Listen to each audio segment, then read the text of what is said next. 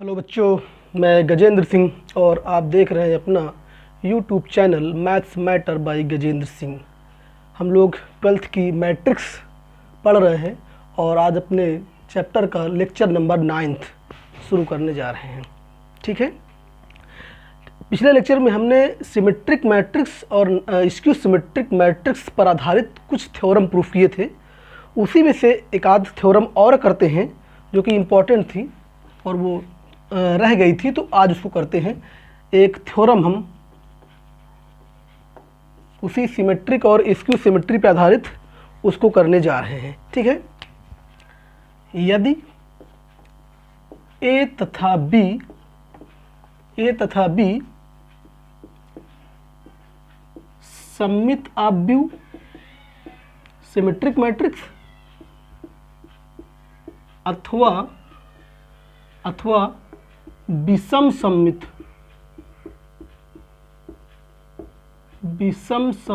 आव्यूह हो तो ए तथा बी सममित आव्यूह। और एक बात और ध्यान देना है कि समान कोटि का होना चाहिए, समान कोटि की, आर्डर सेम होना चाहिए। ए तथा बी समान कोटि की सममित आव्यूह अथवा विषम सममित आव्यूह हो तो निम्न को सिद्ध कीजिए। Number first A B plus B A सममित आव्यूह होगा और number second A B minus B A विषम सममित आव्यूह होगा। ये दो प्रश्न हमारे सामने हैं। ठीक है, समान कोटि के दो आव्यूह हैं ए और बी, चाहे वो सममित हो या विषम सममित हो, दोनों केस में सवाल बनेगा। सममित होगा तो भी हमें इन दोनों को प्रूफ करना होगा और विषम सममित होगा तो भी हमें इन दोनों को प्रूफ करना होगा। ठीक है, सममित होगा तो भी प्रूफ करेंगे, विषम सममित होगा तो भी प्रूफ करेंगे। वन बाय वन देखते हैं। ठीक है, इसका प्रूफ, जब हम ए और बी को सममित आव्यूह लिख, केस फर्स्ट, जब ए तथा बी सममित आव्यूह हो। ठीक है, जब सममित आव्यूह होगा तब हम इन दोनों को प्रूफ करेंगे और फिर विषम सममित लेंगे तो दोनों को प्रूफ करेंगे। ठीक है, जब सममित आव्यूह हैं इसलिए बताइए ए डैश बराबर ए हो जाएगा तथा बी डैश बराबर बी हो जाएगा। बोले कोई दिक्कत? इसको कुछ मान लीजिए समीकरण स्टार मान के छोड़ देते हैं। अब सवाल फर्स्ट प्रूफ करने जा रहे हैं। नाउ फर्स्ट हमें ए बी प्लस बी ए के बारे में चेक करना है कि ये क्या है, सममित है कि विषम सममित है। तो हमने बताया था लास्ट टर्म में, चाहे आपको सममित प्रूफ करना हो चाहे विषम सममित, आप उसका ट्रांसपोज निकालिए। देखिए इसका ट्रांसपोज निकालने जा रहे हैं तो दो, एक मैट्रिक्स ये है, एक मैट्रिक्स ये, इनका सम। और देखिए सम हमने ये नहीं मिटाया है, इसको ये पिछले लेक्चर से लिखा हुआ है क्योंकि हमें पता था कि इस फार्मूले का हमें आज भी यूज करना है। देखिए सामने लिखा है ये योगफल का परिवर्त कितना है, दोनों में अलग अलग परिवर्त लगा दो, ए बी परिवर्त प्लस बी ए परिवर्त मतलब ट्रांसपोज। ये लाइन कहाँ से आई, लिख दोगे सामने परिवर्त की परिभाषा से।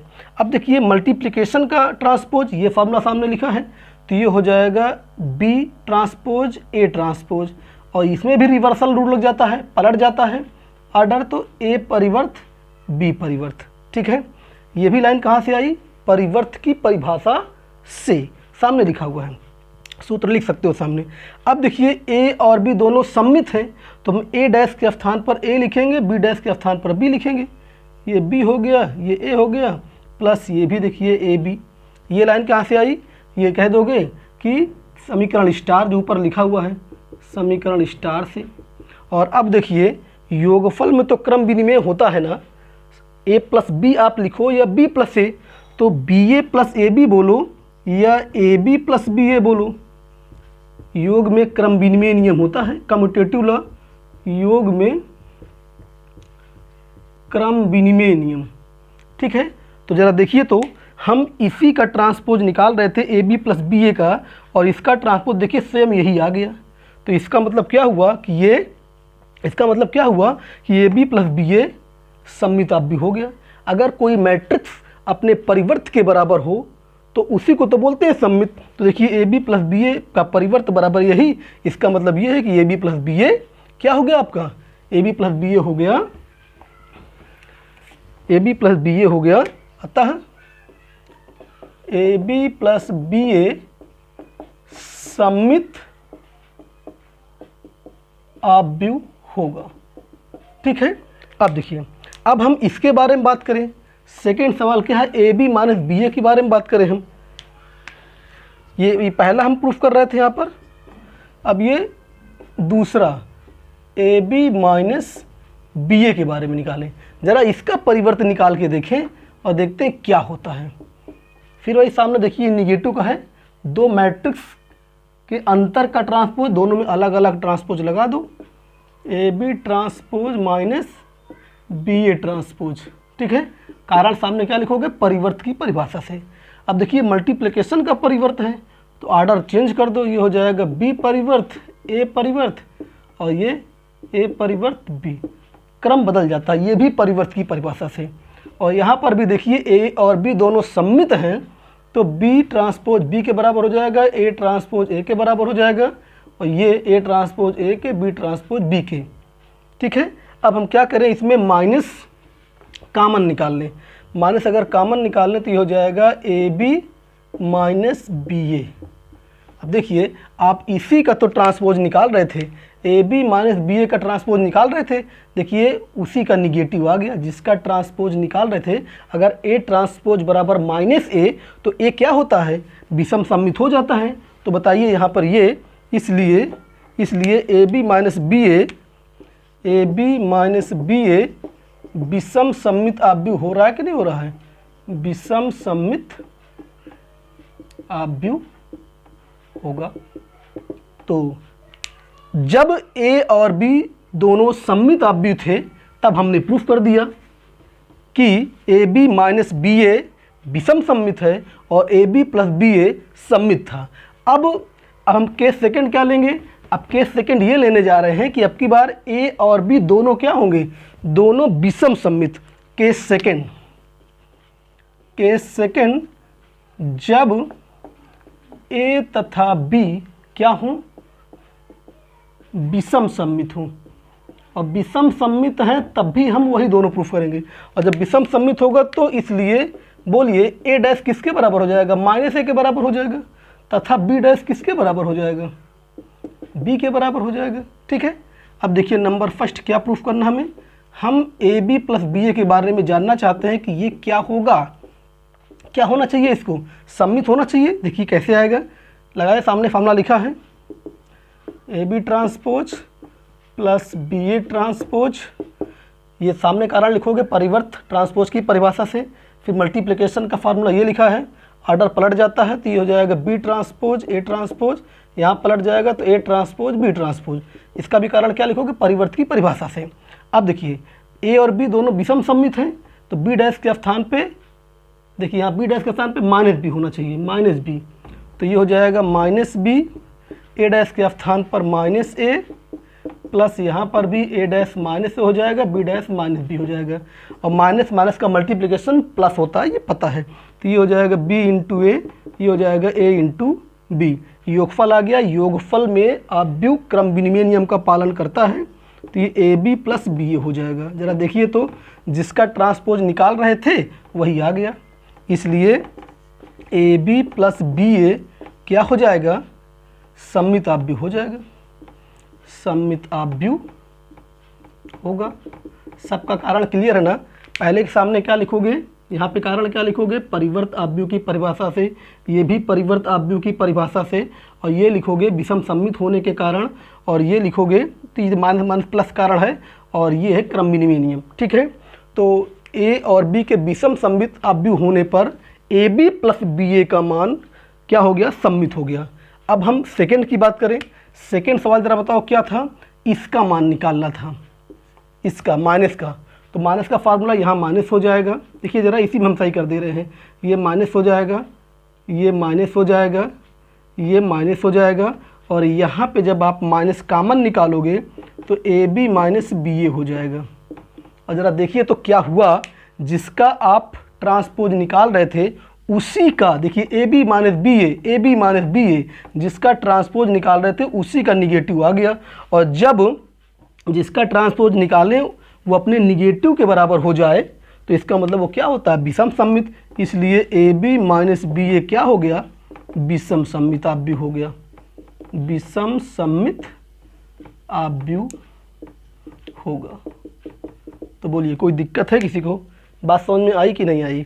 तो देखा जाए तो इसमें 4 सवाल थे, इस प्रश्न में 4 सवाल थे, हमने सब इकट्ठा करवा दिया है।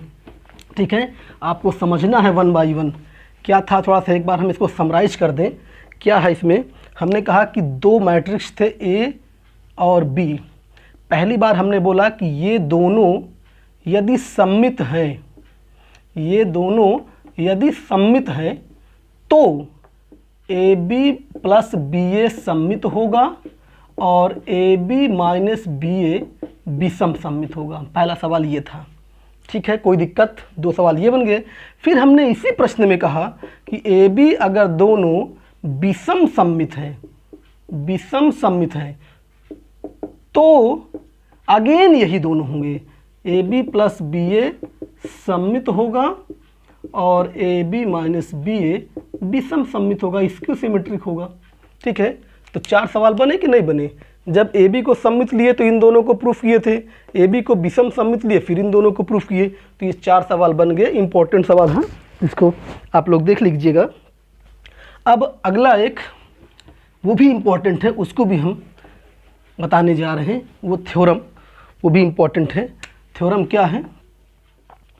थ्योरम ये है कि प्रत्येक वर्ग आव्यूह को एक सम्मित आव्यूह और एक विषम सम्मित आव्यूह के योगफल के रूप में लिखा जा सकता है।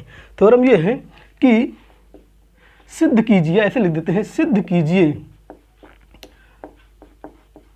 सिद्ध कीजिए प्रत्येक वर्ग आव्यूह को, प्रत्येक वर्ग आव्यूह को, प्रत्येक वर्ग आव्यूह को एक सम्मित आव्यूह, सिमेट्रिक मैट्रिक्स तथा एक विषम सम्मित आव्यूह, स्क्यू सिमेट्रिक मैट्रिक्स के योगफल के रूप में लिखा जा सकता है, लिखा जा सकता है। देखिए ये सवाल है, ये थ्योरम भी प्रूफ करने को भी आती है और इस पे न्यूमेरिकल सवाल भी बनता है। अभी इसके बाद हम एक न्यूमेरिकल भी बताएंगे। क्या कहना है कि प्रत्येक वर्ग आव्यूह, कोई भी अगर आपके पास वर्ग आव्यूह है तो उस वर्ग आव्यूह को आप 2 मैट्रिक्स के सम के रूप में लिख सकते हैं, और जिसमें से एक मैट्रिक्स सम्मित होगा और दूसरा स्क्यू सिमेट्रिक यानी विषम सम्मित होगा। ठीक है, देखते हैं कैसे इसको प्रूफ करते हैं। इसका प्रूफ समझने का प्रयास करिएगा, अधिकतर बातें हम बता चुके हैं, आप जानते हैं।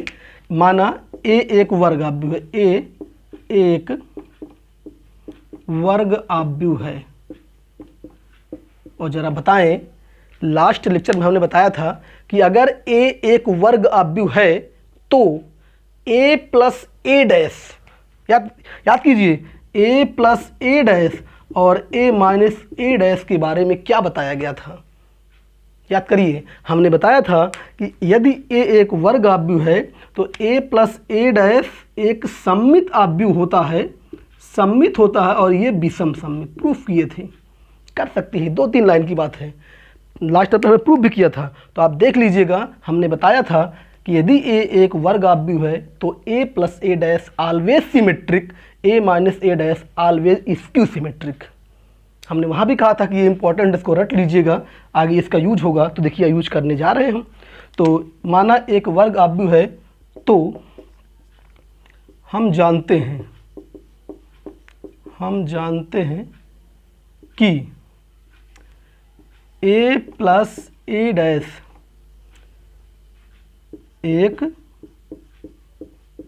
सममित आव्यूह होता है। ठीक है, इसलिए अच्छा, जब a प्लस ए डैश एक सममित आव्यूह है, तो अगर आपको याद हो तो कल हमने एक थ्योरम लास्ट लेक्चर प्रूफ किया था कि अगर a सममित है, a सिमेट्रिक है, तो इसमें किसी नंबर से आप अगर मल्टीप्लाई कर दिए के a, तो ये भी सममित होता है। यदि a एक सिमेट्रिक मैट्रिक्स है, तो उसमें अगर आप किसी स्केलर से मल्टीप्लाई करेंगे तो वो भी सिमेट्रिक हो जाएगा। तो बताइए हमें, अगर ये मैट्रिक्स सिमेट्रिक है, तो अगर इसमें हम 1/2 से अगर मल्टीप्लाई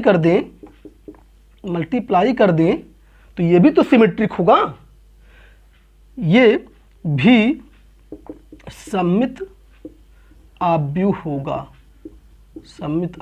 होगा। ठीक है, इसको चाहे हम फर्स्ट बोल दें। ठीक है, इसी प्रकार हम जानते हैं कि a माइनस ए डैश क्या है, ये भी क्या होता है, विषम सममित। एक विषम सममित आव्यूह होता है, एक विषम सममित आव्यूह होता है। और जब ये विषम सममित है, तो इसमें किसी नंबर से मल्टीप्लाई करोगे तो वो भी विषम सममित। लास्ट प्रूफ किए थे लास्ट लेक्चर पे कि अगर a विषम सममित है तो k इंटू ए भी विषम सममित होता है।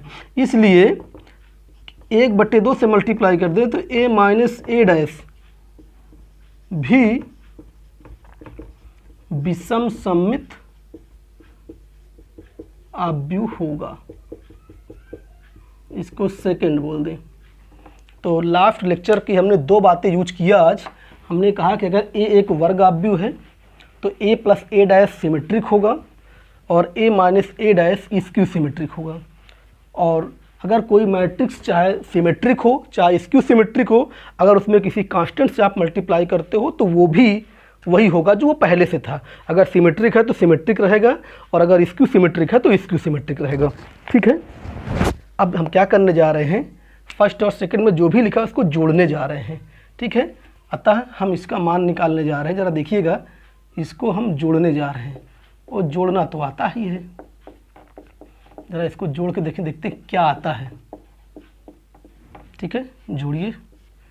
तो 1/2 अगर कॉमन निकाल लें तो a plus A dash plus a minus A dash, ये a डैश कैंसिल, तो 1/2 a प्लस ए 2a, 2 से 2 कैंसिल, तो देखिए a आ गया ना। तो अर्थात हम क्या लिख सकते हैं, ज़रा देखिए तो जोड़ने पे, अर्थात हम क्या लिख सकते हैं, केयरफुली देखिएगा। a बराबर ये जो आया ये इसी के बराबर तो है, a बराबर ये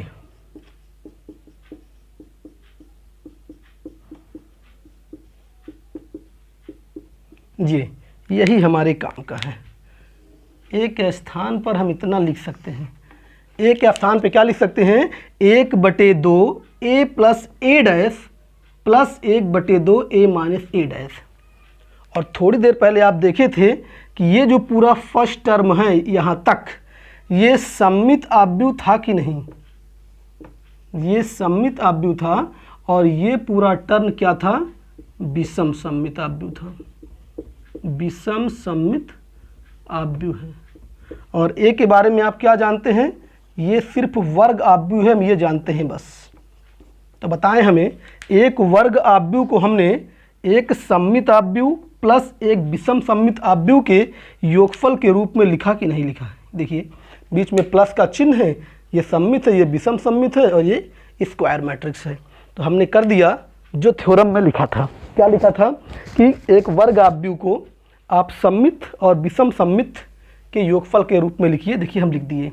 आसान है कि नहीं आसान है, कुछ नहीं करना है, बस वही a प्लस ए डैश और a माइनस ए डैश का रोल है इसमें।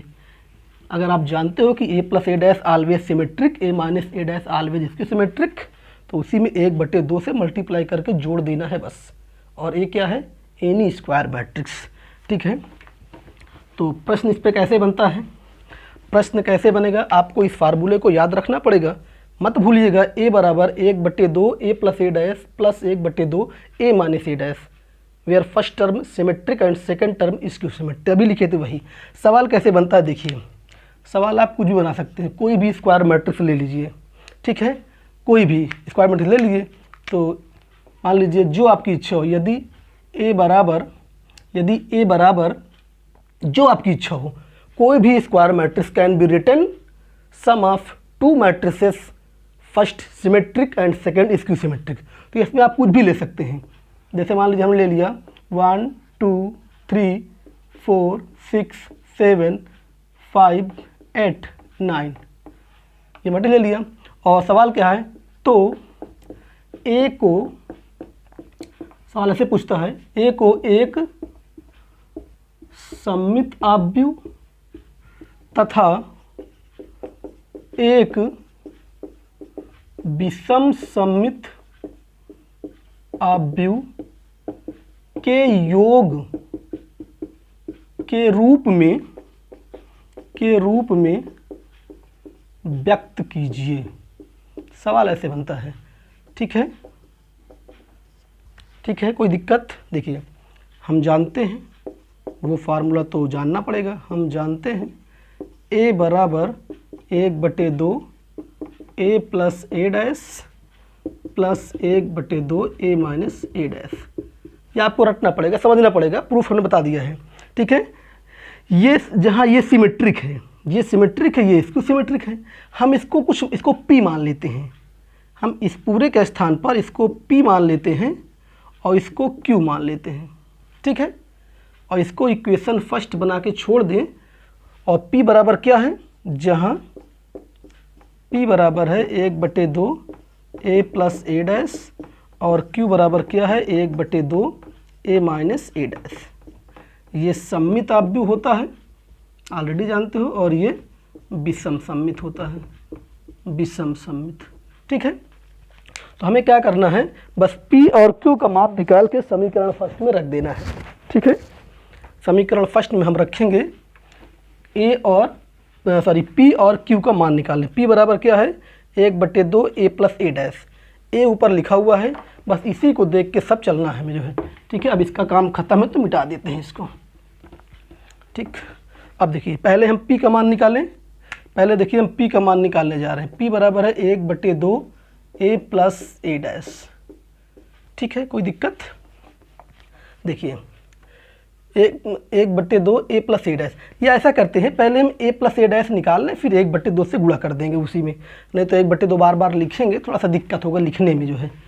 तो देखिए क्या करने जा रहे हैं, a प्लस ए डैश निकाल दें, बहुत आसान है। 1 2 3 4 6 7 5 8 9। ए डैश क्या होता है, वही परिवर्त, फर्स्ट रो को फर्स्ट कॉलम बना देते हैं, सेकंड रो को सेकंड कॉलम बना देते हैं, और थर्ड रो को थर्ड कॉलम बना देते हैं। ये हो गया ए डैश, और इनको आप जोड़ लीजिए, आपको जोड़ना आता है जो है, आपको जोड़ना आता है। तो 1 1, ये 2 हो जाएगा, 2 4 6 हो जाएगा, 3 5 8 हो जाएगा। जैसे जोड़ते हैं 4 2 6 6 6 12 7 8 15 5 3 8 8 7 15 9 9 18, ये जोड़ दिया। ये किसका मान आ गया, ये a प्लस ए डैश का मान आया है। और जब a प्लस ए डैश का मान आ गया तो इसी में 1/2 से मल्टीप्लाई कर दें तो p का मान मिल जाएगा। इसलिए p बराबर क्या हो जाएगा 1/2 a plus A dash. a plus A dash का मान वो लिखा है, तो 1/2 देखिए, तो ये 2 6 8 6 12 15 8 15 18, ठीक है ना। 1/2 से अंदर मल्टीप्लाई कर दीजिए, तो ये हो जाएगा 1 ये हो जाएगा 3, ये हो जाएगा 4, ये हो जाएगा 3, ये हो जाएगा 6, ये हो जाएगा 15/2 हो जाएगा, ये हो जाएगा 4, ये हो जाएगा 15/2 और ये हो जाएगा 9। बोलिए p का मान मिल गया ना, ये p का मान मिल गया। इसको पढ़ा रहने देते हैं, इसको फर्स्ट या कुछ भी जो समीकरण होगा इसको मान लेंगे, जो है फर्स्ट ऑलरेडी मान चुके हैं तो इसको हम सेकंड मान लेते हैं। अब क्या करने जा रहे हैं बताइए हम, अब हम q का मान हमें निकालना है और q बराबर क्या था, ज़रा रफली यहाँ पे देखिए तो q बराबर क्या था, 1/2 a माइनस a डैश था ये, तो पहले हम a माइनस a डैश निकाल लें और उसमें 1/2 से मल्टीप्लाई कर देंगे तो q का मान मिल जाएगा। बोलिए कोई दिक्कत? तो पहले हम निकालें a माइनस a डैश निकालने जा रहे हैं, a माइनस a डैश, तो ये a है और ये माइनस कर दें और ये a डैश पहले से लिखा ही है, तो a माइनस a डैश करेंगे तो यहाँ देखिए कुछ नया मिलेगा हमें, माइनस करना तो आता ही है, कोई दिक्कत नहीं है भैया। ये a है, ये a डैश से माइनस कर रहे हैं तो 1 - 1 0, 2 - 4 -2, 3 - 5 -2, 4 - 2 2, 6 - 6 0, 7 - 8 -1, 5 - 3 2, 8 - 7 1, 9 - 9 0। ये क्या हो गया, a माइनस a डैश हो गया। और जब a माइनस a डैश मिल गया तो इसी में 1/2 से मल्टीप्लाई कर दें तो q का मान मिल जाएगा। इसलिए q बराबर क्या होता है, 1/2 a minus a dash, 1/2 a minus a dash देखिए सामने लिखा हुआ है, तो 0 - 2 -2 2 0 -1 और ये क्या है 2 1 0। ठीक है, अब 1/2 से अंदर मल्टीप्लाई कर दें तो ये क्या हो जाएगा, ये हो जाएगा 0, ये -1 और ये -1, ये 1, ये 0, ये हो जाएगा -1/2, ये हो जाएगा 1, ये 1/2 और ये हो जाएगा 0। तो ज़रा देखिए तो ये q का मान मिल गया, ये p का मान ये लिखा है, q का मान वो लिखा है। अब इक्वेशन फर्स्ट जो भी लिखा था उसी में p और q का मान जरा रखिए। तो इक्वेशन फर्स्ट हमारा क्या था, a बराबर, ये देखिए पीछे करके आप लिखा हुआ इक्वेशन फर्स्ट, समीकरण फर्स्ट से क्या था, a बराबर था p + q। ठीक है, समीकरण फर्स्ट में यही लिखा था। अब a का मान रख दे, p का मान रख दे, q का मान। अब a का मान देखिए, a बराबर a, इस पर कहीं दिख नहीं रहा है, मिट गया है। a का मान जो भी था आप उसमें से देख के रख लीजिए। और p का मान देखिए हम रख रहे हैं, p का मान है 1 3 4 3 6 15/2 और ये 4 15/2 और ये 9। p का मान है प्लस q का मान देखिए ये लिखा है 0 -1 -1 1 0 -1/2 1 1/2 0। ठीक है, तो ये हमने लिख दिया एक मैट्रिक्स के बराबर दो मैट्रिक्स का सम। अब पहले आप ये चेक करिए, ये पहले a का मान लिखिए। a का मान क्या था याद है आपको, a का मान शायद था 1 2 3 4 6 और क्या था 7 5 8 9, शायद यही था, आप देख लीजिएगा, यही a का मान था। अब आप देखिए कि ये जो a बराबर लिखा है ये a है और इसको चेक करिए, इन दोनों को जोड़ के देखिए ये आ रहा है कि नहीं आ रहा है, चेक कर लीजिए आप। इन दोनों को जोड़ने पर ये आना चाहिए, तो 1 + 0 1 3 - 1 2, एक एक एलिमेंट आप देख लीजिए, जोड़ने पर ही आ जाएगा। और ये भी चेक करिए कि ये सममित आव्यूह है कि नहीं है, इसको सममित चेक करिए और इसको विषम सममित चेक करिए, चेक कर लीजिए। सममित आव्यूह क्या होता है कि मुख्य विकर्ण में कुछ भी लिखा हो लेकिन जो यहाँ पे लिखा हो वही यहाँ पर देखिए, सेम टू सेम, जो यहाँ पर वही यहाँ पर देखिए, जो यहाँ पर वही यहाँ पर सेम टू सेम है। अब विषम सम्मित में क्या था, देखिए मुख्य विकर्ण पे 0 होना चाहिए, देखिए 0 है, और जो यहाँ पे उसका निगेटिव यहाँ, जो यहाँ पर उसका निगेटिव यहाँ, जो यहाँ पर उसका निगेटिव यहाँ, इसका मतलब ये सम्मित है, ये विषम सम्मित है, और जोड़ के देख लीजिए यही आ जाएगा। इसका मतलब कि प्रत्येक वर्ग आव्यूह को आप एक सम्मित आव्यूह और एक विषम सम्मित आव्यूह के योगफल के रूप में लिख सकते हैं। तो इसको प्रैक्टिस करने के लिए आप क्या करेंगे, कोई भी एक वर्ग आव्यूह ले लीजिए और तुरंत उसको a मान लीजिए, एकदम आसान है, a मान लीजिए और a बराबर इतना लिख दीजिए, ये याद रहेगा तो कोई दिक्कत नहीं होगी, इसको तुरंत लिख दीजिए, ठीक है। अब एक बार इसको आप मान, इसका मान निकालिए, आपको मान निकालना आता है, या हमने इसको p मान लिया था तो थोड़ा छोटा लिखने के लिए इसको आप p मान लीजिए, इसको q मान लीजिए, और बस दोनों मान निकाल के पुट कर दीजिए, बस ये है। थोड़ा सा लेंदी है लेकिन आसान है, लेकिन वेरी इंपॉर्टेंट है, ये बात समझिए आप जो है। तो इस तरह से हमने सम्मित और विषम सम्मित पे आधारित कुछ थ्योरम, कुछ क्वेश्चन जो काफ़ी इम्पोर्टेंट होते हैं उसको हमने करा दिया है, ठीक है। अब हम नए टॉपिक, इसी चैप्टर में नए टॉपिक की ओर बढ़ते हैं, और अगला हमारा टॉपिक होगा आव्यूहों में प्रारंभिक संक्रियाएं। अगली हमारी हेडिंग होगी आव्यूहों में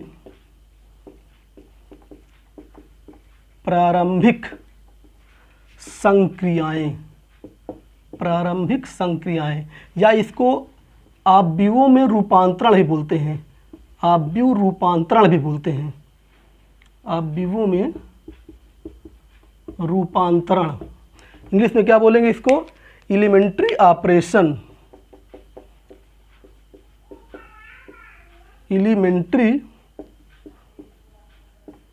ऑपरेशन इन मैट्रिक्स, और इसको क्या बोलते हैं, मैट्रिक्स ट्रांसफॉर्मेशन, मैट्रिक्स ट्रांसफॉर्मेशन। तो ये होता क्या है, पहले इसको समझ लें। प्रारंभिक संक्रिया का मतलब होता है कि वही बेसिक जो जोड़, घटाना, गुणा, भाग, आपस में चेंज, इन्हीं पे आधारित जो भी होते हैं, जितना भी हम इसमें आपस में जोड़ सकते हैं, घटा सकते हैं, जो बेसिक हमने शुरुआत में पढ़ा था। प्रारंभिक संक्रियाओं का मतलब होता है जोड़, घटाना, गुणा, भाग, आपस में चेंज। तो उसके अकॉर्डिंग हम आव्यूह में क्या क्या परिवर्तन कर सकते हैं, ठीक है। तो बेसिकली आव्यूह में 6 प्रारंभिक संक्रियाएं होती हैं। आव्यूह में 6 प्रारंभिक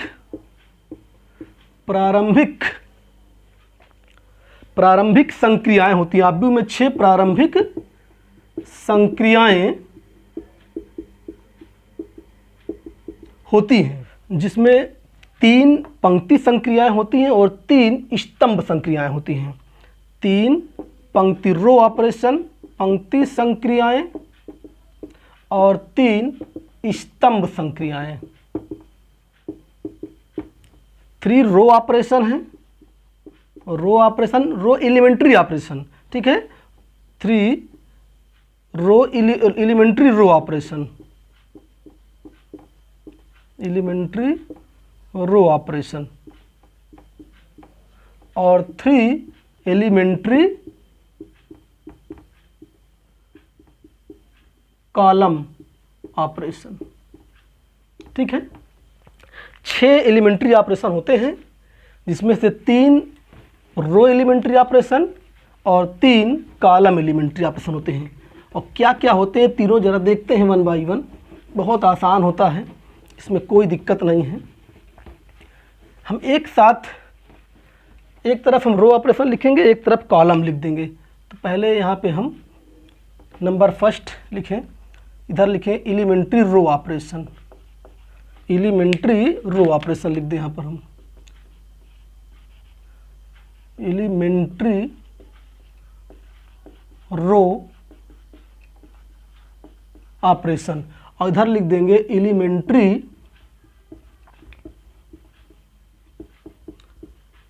कॉलम ऑपरेशन। प्रारंभिक पंक्ति संक्रिया, प्रारंभिक स्तंभ संक्रिया। देखिए 3 होता है। नंबर फर्स्ट क्या है, कि हम दो पंक्तियों को आपस में बदल सकते हैं। पहला है किसी भी दो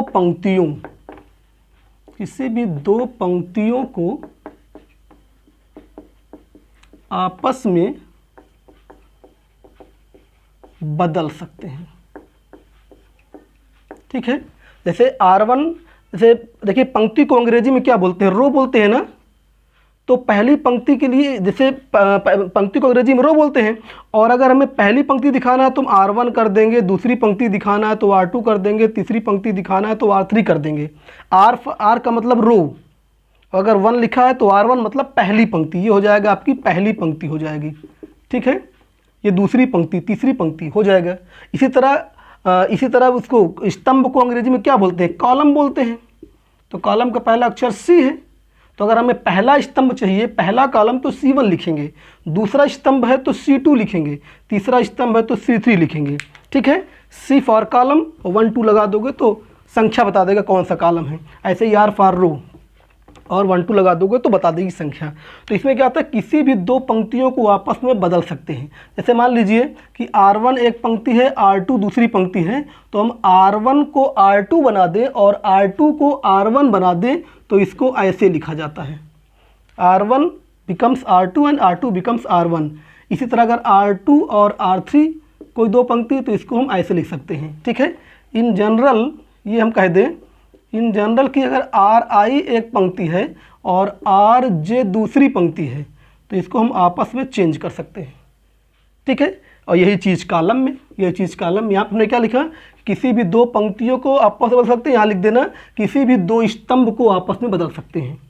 अर्थात अगर C1 कोई स्तंभ है, C2 दूसरा है, तो ऐसे कर सकते हैं।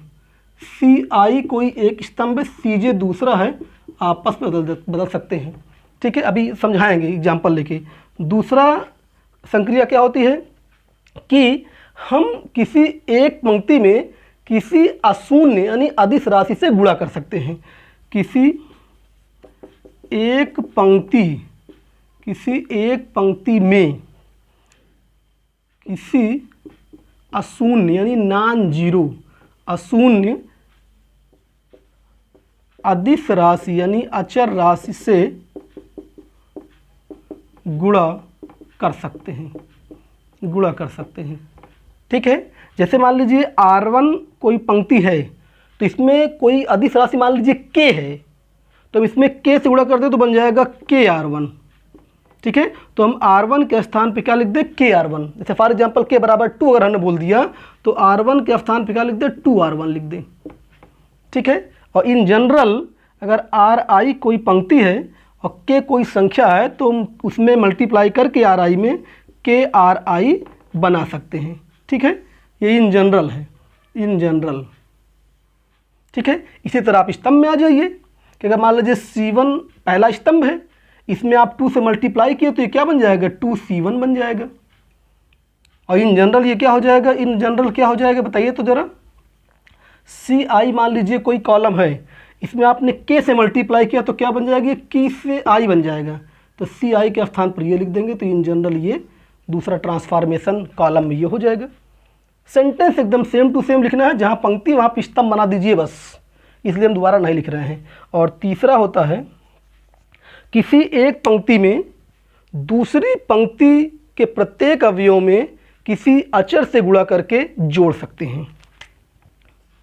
किसी एक पंक्ति में दूसरी पंक्ति के सभी अवयवों में अशून्य राशि से गुणा करके जोड़ सकते हैं। जैसे मान लीजिए कि R1 कोई पंक्ति है और R2 कोई दूसरी पंक्ति है, तो R2 में मान लीजिए आप 2 से गुणा कर दीजिए और फिर R1 में जोड़ दीजिए, तो R1 के स्थान पर आप ये लिख सकते हैं। इन जनरल बात समझिए, इन जनरल मान लीजिए Ri एक पंक्ति है और Rj दूसरी पंक्ति है, तो Rj में आप K से गुणा करिए और फिर R1 में जोड़ के R1 के स्थान पर लिख दीजिए इन जनरल, IJ के स्थान पर कुछ भी लिख दीजिए। इसी प्रकार स्तंभ में आ जाइए। मान लीजिए C1 कोई स्तंभ है, C1 पहला स्तंभ है और C2 दूसरा स्तंभ है, तो दूसरे स्तंभ में आप 2 से मल्टीप्लाई करके पहले स्तंभ में जोड़ दीजिए, उसको C1 के स्थान पर रख दीजिए। इन जनरल CI मान लीजिए कोई स्तंभ है और इसके स्थान पे हम क्या लिख दें, CI plus KCJ in general. ठीक है, तो ये 3 एलिमेंट्री ऑपरेशन होते हैं। पहला ये है, दूसरा ये है, तीसरा ये है। 3 कॉलम के लिए, 3 रो के लिए। बहुत आसान होता है, एकदम आसान होता है। बस बात ये समझना है, पहला ये है कि आप 2 पंक्तियों को आपस में बदल सकते हैं। दूसरा ये है कि आप एक पंक्ति में किसी संख्या से गुणा कर सकते हैं।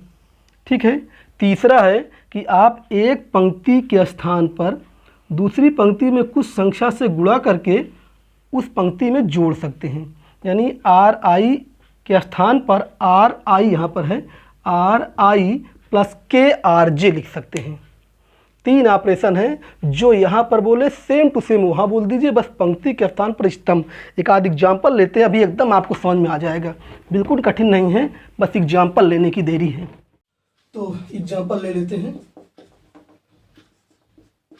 कोई एक मैट्रिक्स ले लेते हैं, वर्ग मैट्रिक्स, स्क्वायर लेंगे, स्क्वायर मैट्रिक्स 1 2 3 4 5 6 7 8 9, और हमें इसमें एलिमेंट्री ऑपरेशन लगाना है। चाहे रो एलिमेंट्री ऑपरेशन लगाएं, चाहे कॉलम, हम एलिमेंट्री लगा के दिखा रहे हैं। जैसे मान लीजिए फॉर एग्जांपल आपको पहला एलिमेंट्री रो ऑपरेशन लगाना है। क्या था पहला एलिमेंट्री रो ऑपरेशन? कि आप 2 रो को आपस में चेंज कर सकते हैं। तो मान लीजिए यहाँ पे हम R1 और R2 को आपस में इंटरचेंज करें।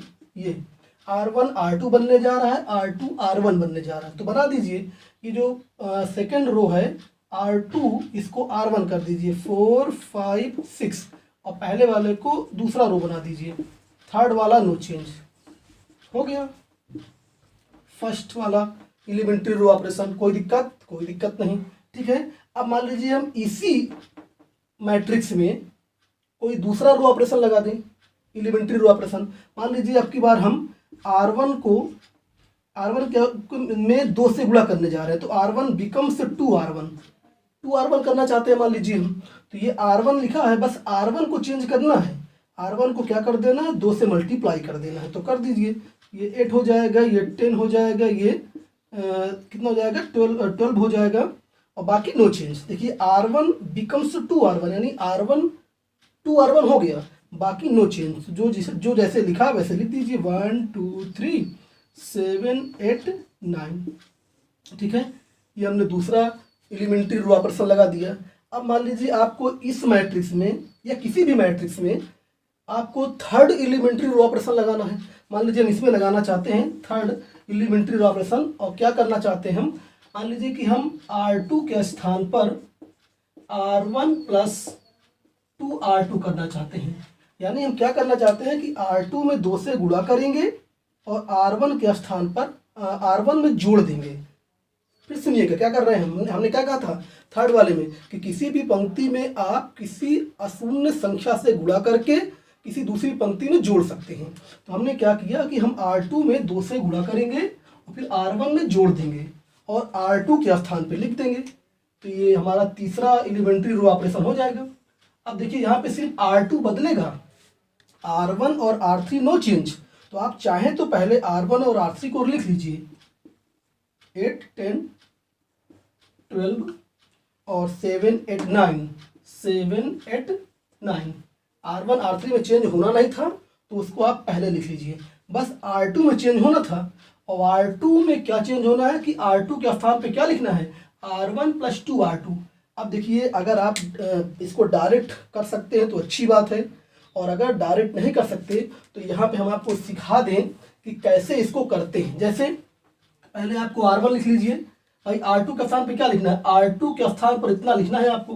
तो पहला पद क्या है, R1, तो ये लिख दीजिए पहले यहाँ पे R1 क्या था ओरिजिनल, 8 10 12 8 10 12। ध्यान दीजिए, हम इस मैट्रिक्स में लगा रहे हैं इसलिए इसको देख रहे हैं। इसमें लगाए होते यही ऑपरेशन तो इसमें देखते जो है, उसमें कोई दिक्कत नहीं है। हमने देखिए एरो बनाया है। अब आपको चाहिए 2r2, तो नीचे लिखिए 2r2 और r2 में 2 से गुणा कर दीजिए, तो ये हो जाएगा 2 4 6, ये हो जाएगा 2 4 6। अब इन दोनों को जोड़ दीजिए, इन दोनों को जोड़ने जा रहे हैं, जोड़ दीजिए, तो ये हो जाएगा 10 हो जाएगा, ये 14 और ये 18, और जोड़ने पे क्या बन गया आपका नया R2, तो ये हो गया आपका नया R2। तो R2 के स्थान पे क्या लिखेंगे 10 14 18, 10 14 18। आप डायरेक्ट भी कर सकते थे कि 2 से इसमें गुणा करोगे 2 हो जाएगा और जोड़ोगे 8 2 10, ये लिखा है। 2 से गुणा किए 4, 10 4 14, ये लिखा है। 2 3 6 12 6 18, वो लिखा है। डायरेक्ट भी कर सकते थे और डायरेक्ट नहीं करना चाहते तो ये अलग से हमने समझा दिया। R1 अलग से लिख लीजिए, 2R2 लिख लीजिए, जोड़ के दिखा दीजिए। तो इस तरह से ये हो गया प्रारंभिक पंक्ति संक्रियाएं। आप जहाँ पे हमने R1 R2 लिखा, आप चाहते तो C1 को C2 में चेंज कर सकते थे, तो ये स्तंभ वहाँ पहुँच जाता, ये यहाँ पहुँच जाता। स्तंभ तो जानते हैं कॉलम। अगर यहाँ पे C1 को 2C1 करना होता तो ये C1 है, ये स्तंभ इसमें 2 से गुणा करते हैं, तो उसको भी आप कर सकते हैं। अब एक बात इंपॉर्टेंट यहाँ पे हम ये बताना चाहते हैं कि जैसे मान लीजिए ये कोई मैट्रिक्स है और ये भी एक मैट्रिक्स है। ये मैट्रिक्स कैसे मिला? इसमें हम प्रारंभिक पंक्ति संक्रिया लगाए, एलिमेंट्री रो ऑपरेशन लगाए, तो इससे ये मैट्रिक्स बनी। तो क्या ये दोनों मैट्रिक्स बराबर है? क्या मेन बात ये है। क्या क्वेश्चन हमारा ये उठता है कि अगर किसी मैट्रिक्स में हम एलिमेंट्री रो ऑपरेशन या एलिमेंट्री कॉलम ऑपरेशन लगाएं तो जो मैट्रिक्स बन रही है क्या वो बराबर होती है? क्या क्वेश्चन होगा नो। चेक कर लीजिए आप, ये दो मैट्रिक्स बराबर कब होंगे? जब प्रत्येक संगत अवयव बराबर हो, कोटि भी बराबर हो। तो देखिए जरा, प्रत्येक संगत अवयव देखिए, यहाँ पे 1 लिखा है, यहाँ पर 4 लिखा है। पहला एलिमेंट ही गड़बड़ हो गया, पहला एलिमेंट ही गड़बड़ हो गया, तो ये दोनों कभी बराबर नहीं होंगे। आप किसी को चेक कर लीजिए, इन दोनों को चेक कर लीजिए, उन दोनों को चेक कर लीजिए। आप जिस मैट्रिक्स में एलिमेंट्री रो ऑपरेशन या एलिमेंट्री कॉलम ऑपरेशन लगाते हैं वो बराबर नहीं होते, वो समान नहीं होते, वो इक्वल नहीं होते। तो बताइए फिर क्या होते हैं, क्या कहते हैं उसको? उनको बोलते हैं तुल्य मैट्रिक्स, इक्विवेलेंट बोलते हैं उसको। ठीक है, तो अगली हेडिंग क्या बन गई हमारी? तुल्य आव्यूह, इंग्लिश में बोलते हैं इसको इक्विवेलेंट मैट्रिक्स। बात समझिए, इक्वल अलग होता है, इक्विवेलेंट अलग होता है। इक्वल हम ऑलरेडी बता चुके हैं, दो मैट्रिक्स इक्वल कब होता है? जब उनकी कोटियां बराबर हो और प्रत्येक संगत अवयव बराबर हो। लेकिन इक्विवेलेंट कब होता है? देखिए परिभाषा, यदि ए तथा बी दो आव्यूह इस प्रकार हो कि इनमें से एक आव्यूह, एक मैट्रिक्स में से एक आव्यूह दूसरे आव्यूह में प्रारंभिक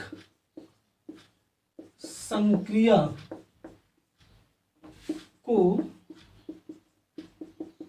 लगाने से प्राप्त हो। यदि ए तथा बी दो आव्यूह इस प्रकार हो कि इनमें से एक आव्यूह दूसरे आव्यूह में प्रारंभिक संक्रिया को लगाने से प्राप्त हो। ठीक है, तो ए तथा बी को तुल्य आव्यूह कहते हैं, इक्विवेलेंट तुल्य आव्यूह कहते हैं, जिसे डिनोट कैसे करते हैं? ए और ये चिन्ह बनाते हैं, द्वारा प्रदर्शित करते हैं। ये चिन्ह किसका है? ये तुल्य का चिन्ह है। ठीक है, एग्जाम्पल देख लीजिए। एक एग्जाम्पल, जैसे मान लीजिए ए बराबर लिखा है, कुछ ले लीजिए 1 2 3 4, और इसमें मान लीजिए हम फर्स्ट एलिमेंट्री रो ऑपरेशन लगाएं। हम मान लीजिए R1 और R2 को आपस में चेंज कर दें, तो क्या बन जाएगा? R2 बन जाएगा R1 और R1 बन जाएगा R2। ये एक नया मैट्रिक्स, मान लीजिए ये बी के बराबर है, suppose that this is B. तो बताइए ये दोनों मैट्रिक्स क्या बराबर हैं? आप चेक कर लीजिए, बराबर नहीं है। यहाँ 1 है, यहाँ पे 3 बराबर नहीं है। तो इसको क्या बोलते हैं? ये दोनों तुल्य हैं, ए तथा बी तुल्य आव्यूह हैं, तुल्य आव्यूह हैं। ठीक है, बात समझ में आई? अगर कोई मैट्रिक्स दूसरे वाले मैट्रिक्स के प्रारंभिक संक्रिया लगाने से मिले, प्रारंभिक संक्रिया लगाने से प्राप्त आव्यूह दोनों क्या होते हैं? तुल्य होते हैं, समान नहीं होते, बराबर नहीं होते। ठीक है, तो एक बात ये समझ में आ गई होगी। एक बात ये ध्यान दीजिए कि अगर दो मैट्रिक्स तुल्य हैं तो वो समान नहीं होते। नोट करके लिख लें इसको, नोट करके, यदि दो आव्यूह तुल्य हों तो वे समान नहीं होते हैं। कारण समझ गए ना? समान होने के लिए ईच करेस्पॉन्डिंग एलिमेंट इक्वल होने चाहिए, लेकिन यहाँ पे तो इक्वल नहीं है। देखिए पहला एलिमेंट 1 है, यहाँ पे 3 है, तो बराबर नहीं है। तो कंफ्यूजन न रहिएगा, इक्वल मैट्रिक्स अलग होते हैं, इक्विवेलेंट अलग होते हैं। इक्वल क्या होते हैं कि ईच करेस्पॉन्डिंग एलिमेंट इक्वल होना चाहिए, आर्डर सेम होना चाहिए। और इक्विवेलेंट में क्या होता है कि प्रारंभिक संक्रिया को लगाने से जो मिलता है तब दोनों मैट्रिसेस को तुल्य बोलते हैं। बात समझ में आ गई होगी? तो इसको ध्यान से पढ़िएगा, और अगर आपको अच्छा लगता हो हमारा वीडियो तो थोड़ा सा सब्सक्राइब भी कर लिया करिए और अपने दोस्तों में शेयर भी किया करिए, ताकि अधिक से अधिक स्टूडेंट्स इससे लाभ उठा सकें। धन्यवाद।